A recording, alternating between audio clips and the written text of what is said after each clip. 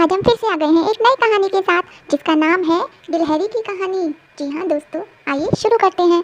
एक जंगल में साध नामक मुनि रहते थे। उन्होंने तप करके बहुत सी विद्या हासिल की। एक दिन ध्यान लगाने के बाद जब उनकी आंखें खुली तो उनके हाथ में आसमान से एक गिलहरी आ गिरी।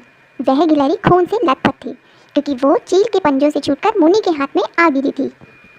गिलहरी मौत के डर से कांप रही थी। मुनि को उसके ऊपर दया आ गई। उन्होंने सोचा, क्यों ना इसे अपनी विद्या से मैं अपनी बेटी बना लूं। मेरी पत्नी कब से संतान प्राप्ति की चाह रख रही थी, लेकिन उसके भाग्य में संतान है ही नहीं। अब यह बात बताकर उसे दुखी करने की जगह कुछ साल इस गिलहरी को ही अपनी बेटी बनाकर उसे सौंप देता हूँ। इतना सोचते ही मुनि ने एक मंत्र पढ़कर गिलहरी को एक छोटी सी बच्ची बना दिया। वो उस गिलहरी को बच्ची बनाने के बाद गोद में उठाकर अपनी पत्नी के पास लेकर आए। उन्होंने कहा, लो अब इसे अपनी बेटी मानकर ही पालना। सोच लो, भगवान ने तुम्हारी सुन ली है। मुनि की पत्नी छोटी बच्ची देखकर खुश हो गई। अब गिलहरी से बच्ची बनी लड़की मुनि के घर में बड़े लाड प्यार से पलने लगी। मुनि की पत्नी ने कुछ दिनों के बाद बच्ची का नाम वेदांता रखा। मुनि और मुनि की पत्नी दोनों ने बड़े प्यार से वेदांता को पाला। मुनि को बहुत खुशी थी कि उसकी पत्नी को अपनी ममता लुटाने के लिए एक बेटी मिल गई। कुछ समय के बाद उसकी परवरिश में मुनि भूल ही गए कि वो एक गिलहरी है। वेदांता को मुनि ने अच्छी पढ़ाई लिखाई करवाई।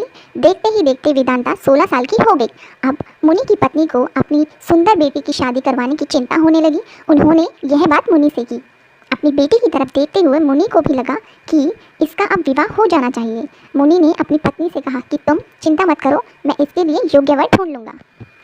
मुनि को लगा कि मेरी बेटी बहुत सुंदर है और उसकी शिक्षा दीक्षा भी अच्छी हुई है, इसलिए उन्होंने अपनी सिद्धि से सूर्यदेव को पुकारा। सूर्यदेव ने मुनि को प्रणाम करके बुलाने की वजह पूछी।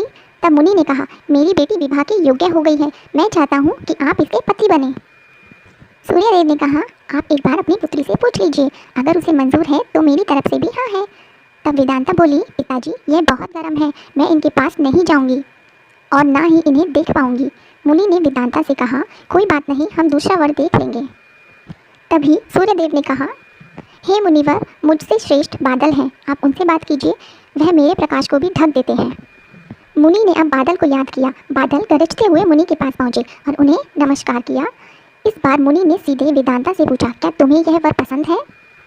वेदांता ने जवाब दिया, पिताजी मेरा रंग गोरा है और इनका काला, हमारी जोड़ी अच्छी नहीं लगेगी। तब बादल ने मुनि से कहा, आप पवन देव को बुलाइए, वे मुझे श्रेष्ठ हैं, उनमें मुझे उड़ाकर इधर से उधर ले जाने की ताकत है। अब मुनि ने पवन देव का स्मरण किया।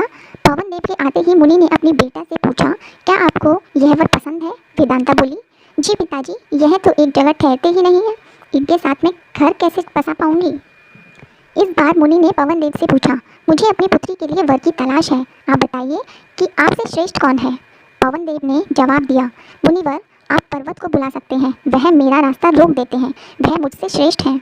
तुरंत मुनि ने पर्वत को पुकारा। पर्वत को देखते ही वेदांता बोली, यह तो पत्थर है, इनका दिल भी पत्थर का ही होगा, इनसे विवाह कैसे हो पाएगा पिताजी? मुनि ने हाथ जोड़कर पर्वत देव से पूछा, आपसे श्रेष्ठ कौन है? पर्वतराज ने जवाब दिया, हे मुनि, चूहा मुझ में छेद कर देता है, इस आधार से वह मुझसे श्रेष्ठ है। इतना कहते ही पर्वत देव के कान से चूहा नीचे कूदा। वेदांता ने जैसे ही चूहे को देखा वह खुशी के मारे उछल पड़ी। उसने कहा, पिताजी यही मेरा वर बनना चाहिए, मुझे यह पसंद है, इनकी मूंछ कान सब कुछ कितना प्यारा है।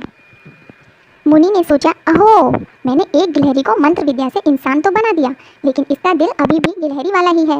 मुनि ने तुरंत वेदांता को गिलहरी बनाया और उसका विवाह चूहे से करवा दिया। विवाह के बाद दोनों खुशी खुशी रहने लगे। कहानी से हमें यह सीख मिलती है कि इंसान चाहे बाहर से कितना भी बदल जाए, लेकिन उसका दिल वैसा ही रहता है। Thank you.